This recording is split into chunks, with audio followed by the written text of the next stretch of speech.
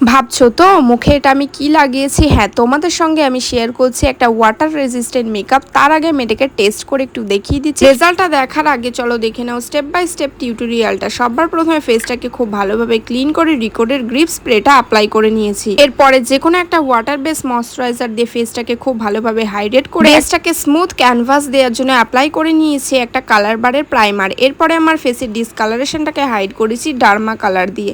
এরপরে আমি অ্যাপ্লাই করছি ফাউন্ডেশন, ম্যাট ফাউন্ডেশন, রিকোডের ফাউন্ডেশন আমি আজকে ইউজ করেছি, দেখতেই পাচ্ছ ফিনিশিংটা।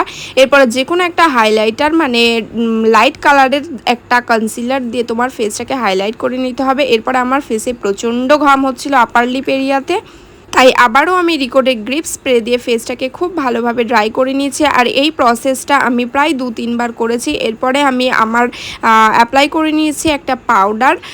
পাউডারটা অবশ্যই খুব ভালো একটা পাউডার ইউজ করতে হবে। এরপরে আইব্রোস, এবারে ব্লাশ, কন্ট্যুর, হাইলাইটার ইউজ করে পুরো মেকআপটাকে আমি কমপ্লিট করে নিয়েছি। এবারে আমি তোমাদেরকে বলবো যে এরকম একটা ওয়াটার রেজিস্ট্যান্ট বা সোয়েট রেজিস্ট্যান্ট মেকআপ তোমরা কিভাবে অ্যাচিভ করবে। সবার প্রথমে স্টেপ হচ্ছে তোমরা যেখানে মেকআপ করতে বসছো সেই এরিয়াটা যেন ঠান্ডা থাকে, মানে আমি নন এসি রুমের কথা বলছি।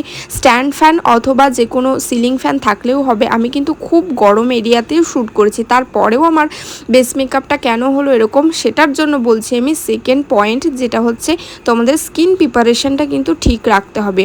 তো তোমরা দেখতেই পেয়েছো যে আমার স্কিন টাইপ অনুযায়ী কিন্তু আমার স্কিন প্রিপারেশনটা করে নিয়েছিলাম। থার্ড পয়েন্ট হচ্ছে তোমরা চেষ্টা করবে যে যখন ঘাম আসছে সেটাকে না মুছে কোনো একটা টিস্যুতে ড্যাব ড্যাব করে নিও, আর ঘামটাকে কখনো মুছতে যাবে না।